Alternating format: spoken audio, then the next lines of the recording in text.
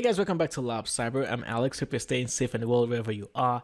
Today, I wanted to talk to you about the differences between Signal and Telegram. And this is because due to WhatsApp's upcoming change to their policy regarding sharing user data with third parties, there are many people who decided to give WhatsApp the middle finger and have either decided to use Telegram or use Signal. Now, personally, I prefer Signal to Telegram, and I was going to make a full video discussing how to use Signal in full. However, I realized that Signal might not be for everybody. In fact, you watching, you might actually prefer Telegram to Signal because there are some massive differences between Signal and Telegram. So today, rather than me talking specifically about Signal, let's talk about the differences between Signal and Telegram, and then you can decide which of these two to use. So let's first of all talk about the history behind Signal and Telegram. Telegram is actually run by a for-profit organization. They want to make money. Signal, on the other hand, is run by a non-profit organization. I think they're called the Signal Foundation. And interestingly enough, one of the founders of WhatsApp actually created Signal. So that's a very, very interesting fact. Now, what is the significance of what I've just said? There's pros and cons to both sides. The massive pro of Signal being for non-profits simply means that they're not interested in making money, and as such, they will never need to sell their user data. The con is that they might struggle to add new features and enhance the application because they're not making money. They rely heavily on donations. They rely on the goodwill of developers out there to further improve the application. Now, with Telegram being for profit, they want to make money, they're making money, they can hire full-time developers, they can spend money to enhance the application. The con is that there is always going to be that fear that they might decide to start selling their user data in order to make even more money. Whether or not that fear is justified remains to be seen. I think for now, we can still trust Telegram to not sell their user data. Now, the second massive difference between Telegram and Signal is regarding the openness of their source code. The code used for creating Signal is completely open source. What this means is that anybody anywhere in the world can get access to the code. They can develop their own applications for Signal. They can even decide to further enhance the actual core Signal application itself. Everything is completely transparent. Telegram is not quite as transparent. The code that you can use to make apps for Telegram is open source, but the actual code making up the core Telegram application itself is closed source. It's not open.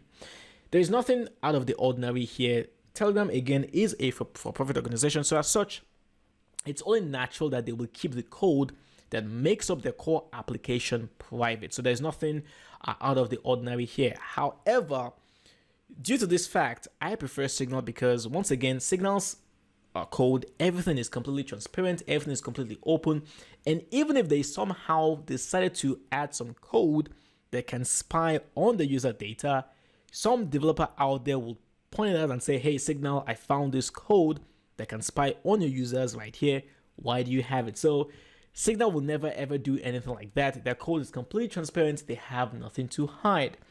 Now, let's talk about the actual privacy features offered by both Telegram and Signal. Now, all your messages, all your communication via Signal is encrypted by default.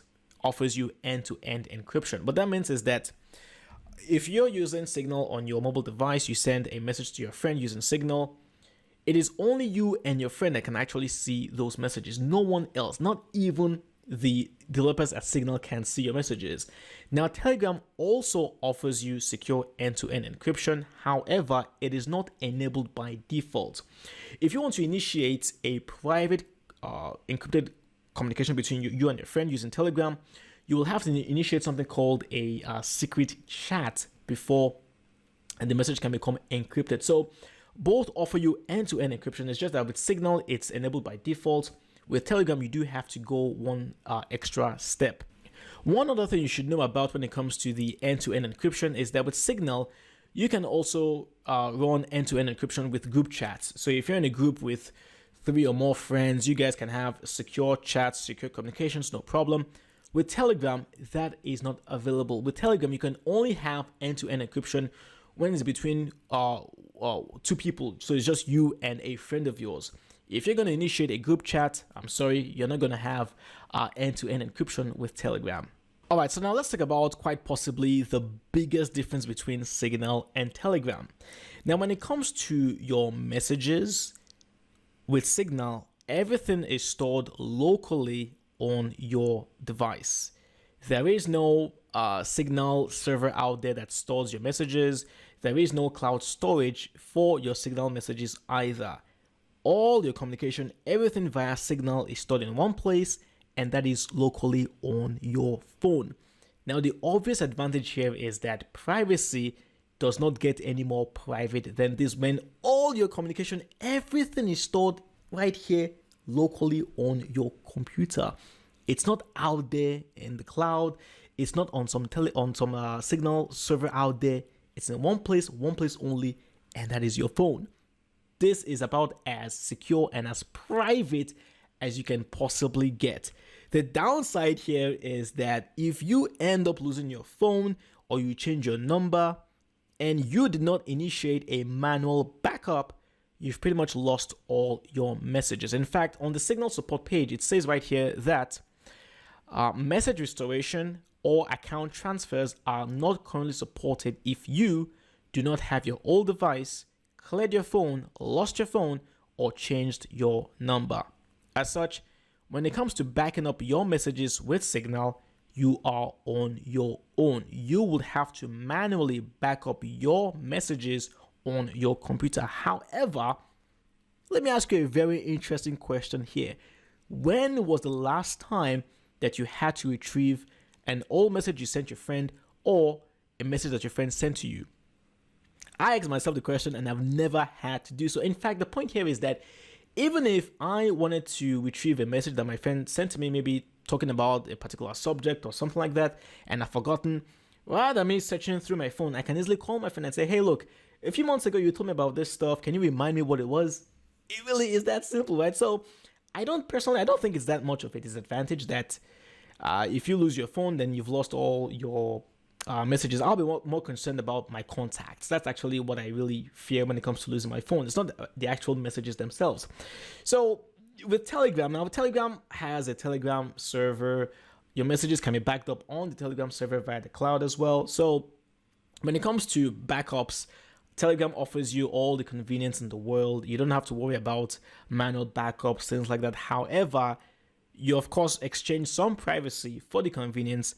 With Signal, there is no convenience. You have to manually run your own backups, but your privacy is completely ensured. Now, so far, it may appear that Signal is by far the superior application out of the two. However, Telegram does have its own advantages over Signal. First of all, when it comes to sharing files, with Signal, you can only share files as large as 100 megabytes. With Telegram, you can share files as large as 2 gigabytes. So Telegram, you have 2 gigabytes. With Signal, you only have 100 megabytes. So when it comes to sharing files, Telegram is the obvious winner. Also, when it comes to using bots, you can use bots with Telegram. So if you're a business, maybe you want to use bots to initiate a conversation with a potential customer or client, you can use bots with Telegram. With Signal, you cannot use bots. So here is another important advantage Telegram has over Signal. Now, another thing you should know here is that I'm not sure if this is an advantage as such, but Telegram can actually have up to 200,000 people per group, while with Signal, you can only go as high as 1,000. Again, I don't know if this is an actual advantage because how many times would you find yourself in a group chat with more than 1,000 people? That's just weird in my humble opinion. So I don't think Telegram's 200,000 people in the group, I don't think that's that significant. But one more advantage that Telegram has over Signal is the user interface. Apparently, the general consensus is that the user interface of Telegram is a bit slicker, it's a bit easier to use than that of Signal. Personally, I don't see that much of a difference, but like I said, the general consensus, most people actually do believe that Telegram's user interface is easier to use than that of Signal. So this brings us nicely to the ultimate question: Signal or Telegram? Well, if privacy is your number one priority, then obviously Signal is going to be your choice. However, if you're willing to trade off some privacy in exchange for more convenience, more ease of use, more functionalities, then Telegram is going to be your candidate. So which should you use? You can use both, actually. You can use Telegram to have your casual conversations with your friends and family. But then when it comes to the very, very important conversations, maybe conversations with businesses, your business partner, maybe with your very special friend with benefits, things like that, you can use Signal. So basically, any communication that requires absolute privacy, Signal would be your obvious choice. And then you can use Telegram for your more casual conversations with your friends and family. So let me know what your thoughts and comments are. Are you going to use Signal? Are you going to use Telegram? Or maybe you're going to use both. Or maybe you're just going to keep on using WhatsApp. Maybe you don't care about the upcoming changes to their policies. Let me know what your thoughts and comments are. Put them down in the comment section below. I'd love to hear from you. If you found the video useful, do give it a thumbs up. Do share the video with anyone whom you feel might benefit. If you have friends or family who want to learn about Signal or learn about Telegram, you can share this video with them. Thank you so much, and stay safe out there, and I'll talk to you next time. Cheers.